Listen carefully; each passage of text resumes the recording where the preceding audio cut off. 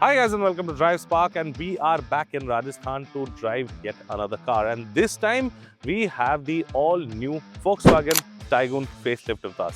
Now this car launched a few days back and the price for this starts at 11 lakh rupees and goes all the way up to the 19.4 lakh rupees mark. Let's quickly start this video and I'll tell you everything you need to know about this facelifted version. So now let's talk about the front end of the car, and the very first thing that you will see are these headlights. Now these headlights are new, they are different, full LED headlight. You have the DRL on top. Well, the front face has been changed. As you can see, the bumper is different. You get some chrome elements over here. However, I would have liked the piano black finishing on this. It would have looked really nice. You also have this connected light bar till the logo that splits in between big VW logo over here, and the skid plate is finished in silver. So that is how the front end looks like, and it actually gives the car a little more muscular feel with these hood lines and creases. So overall, let us know, how do you like the front end now for the all-new Taigun? So now let's talk about the side profile of the car. Very first thing, let me tell you, it gets about 188 mm of ground clearance, which is more than enough to deal with potholes and broken roads that are offered to you. Apart from that, you can see you get body colored ORVM. You get a brushed aluminium strip that, I mean, it's not completely chrome, but you get it on the lower part of the window. The upper part is finished in like this rubber bedding. Also, you can see you have these roof rails that are kind of functional. You have a panoramic sunroof. You also have a shark fin antenna. And yes, you have an integrated indicator right over here and body cladding as well. And if you notice over here, you have these 17-inch wheels. That tire section is a 205/55 R17 dual tone machined alloy wheels that actually go very well with the overall car size. And yes, if we talk about some amount of chrome, that's a little dark chrome, you get it on the door handles with request sensor for the driver and the passenger. So basically what that means is you can keep your key inside, just walk up to the car, press this button, open it and just sit inside. So yes, that was the side profile, and now let's go to the back and check that out. So now let's check out the rear profile of the car, and the very first thing that will catch your attention are these new tail lights. Now you also have the logo that is kind of eliminated. You have the red outline on the VW that looks very nice at night. Connected tail light, this is inside this plastic housing. The transparent housing looks good. You have piano black finishing. It's a complete LED unit and it looks fantastic.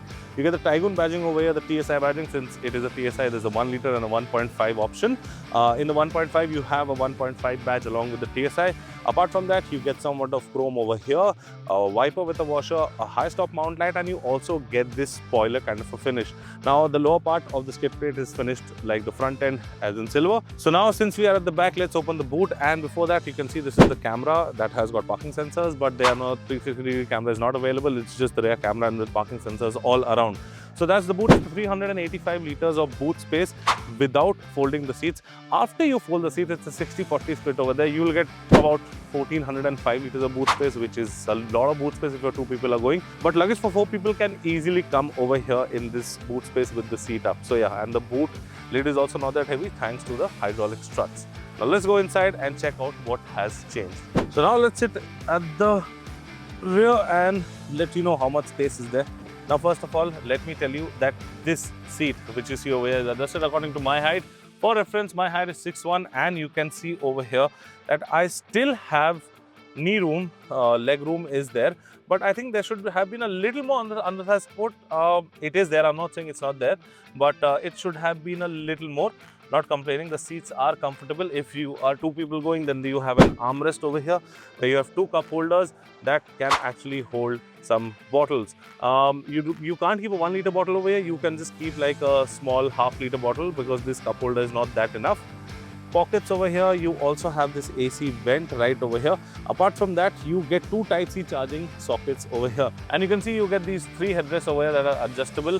If you are 3 people sitting, you can just fold this up. The center person also has some space.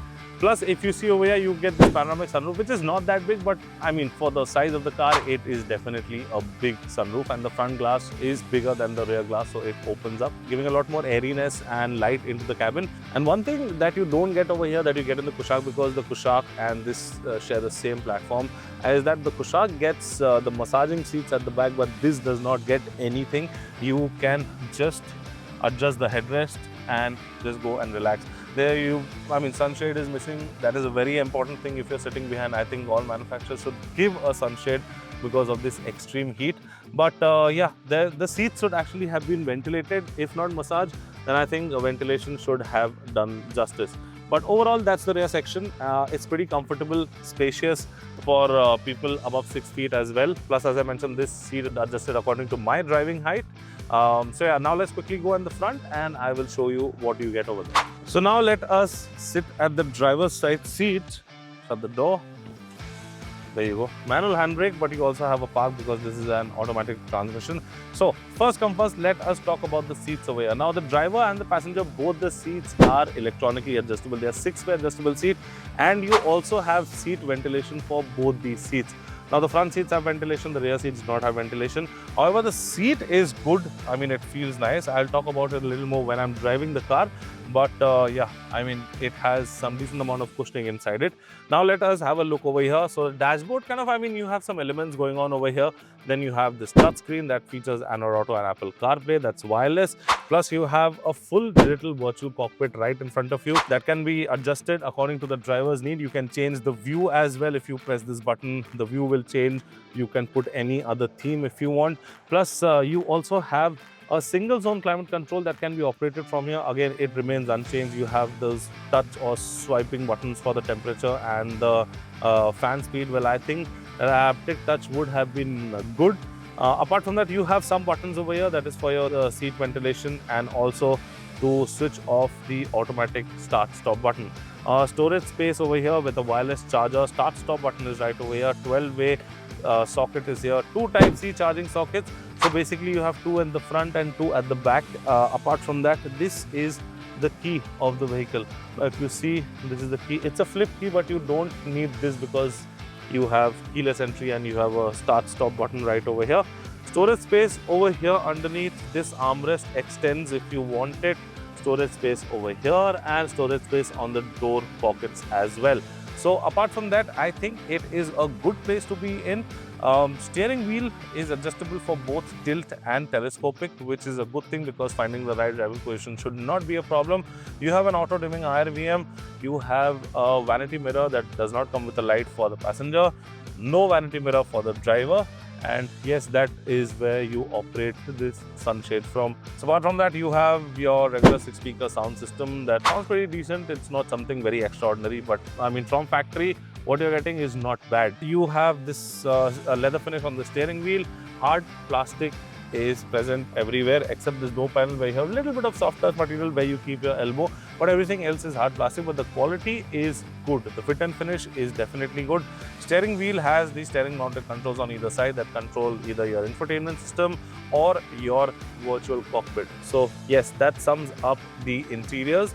And now let's quickly drive this car and tell you how is this 1 liter with these 8-speed gearbox to drive. So now with the driving seat of the all-new Volkswagen Taigun 1 liter, and we have driven quite a lot of distance with this car. Now we are going towards Chandigarh. So we have experienced a little bit of a city and now we are on the highway. So I'll tell you one thing straight is that this 8-speed gearbox is actually very, very nice. Like right now, I'm doing about 100 kilometers an hour. If you can just show it to them over here. I am doing like about 100 kilometers an hour, and you can see that the RPM is at just about at 2000. So that is how low the RPM can go. And if you see over here, this is D7 written, but if I just shift, you can see it is on 8th gear. So yes, I mean, it is a fantastic car on the highway as well as on the city. I'm not saying it's not good. Suspension wise, it is just fantastic. And before that, let me tell you the specifications. So this is the 1 liter one. You also have a 1.5. So the 1 liter one produces about 114 bhp, 178 Nm with an 8-speed gearbox. It's a front wheel drive. And the 1.5 obviously produces a little more power, about maybe 145, 148 bhp and about 250 Nm of peak torque. But the 1.5 one has the cylinder deactivation. So when you're at low speed, 2 cylinders out of 4, they shut down so that you get better mileage. But that does not get the 8-speed torque converter gearbox, that gets the 7-speed DCT. The 8-speed torque converter gearbox is only available with this 1 liter engine. And as we were saying, that the suspension is surprisingly very nice. On city roads also, we had some bumpy roads. On the highway also, we have the little patches that have been corrected. It's just gliding over it. It is fun to drive around corners as well because the suspension is not too soft. It's not too stiff also, it's somewhere in between where you get the perfect driving dynamics, and overall it is a good car behind the wheels. Suspension is nice, the steering response is fantastic. I mean, within no time you can just flick the steering wheel and it will just shift lanes. The steering wheel is light, it's not that heavy. It actually should have weighed up a little more with speed. It does not have dedicated driving modes, this car, but it has this S mode on the gearbox where obviously if you put it on S and you drive, so the gears before shifting, it will stay a little high. So for example, if you're in D and you're driving normally, it will shift at about 1.7 to like just under 2000 RPM. But if you are at S mode, then obviously you will go till 3000 RPM and then it will change. So yes, the gearbox is fantastic. The suspension is nice on this car. The engine is definitely punchy.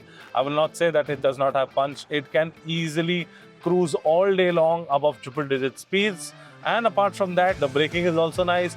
You don't have all 4 discs on this, like the 1.5 liter one, but you do get a very good drum and a disc brake setup. So that basically gives you a lot of confidence. And yes, safety-wise, it has got everything safety-wise. So you're sorted on every corner. So I think it's a fun car to drive, and especially when you're cruising on the highway. We are getting a fuel economy of somewhere between 19.5 to 20 is what the company actually claims. So that's a very good thing. So yeah, it's a very driver-focused car and it's a fun to drive car around the corners, on the highway and in the city as well. So guys, that was the all-new Volkswagen Taigun Facelift, and as we mentioned, this is the facelifted version with the new 8-speed torque converter gearbox. Let me tell you the price of this car once again. 11 lakh to 19.4 lakh is what it varies. That's the ex-showroom price. I hope you like this video. I hope this video was informative. If you need to know anything else about this particular vehicle, let us know in the comment section and we will get back to you on that. Until then, I'm Pramit signing out. See you next time. Thank you so much for watching. Take care, be safe and drive safe.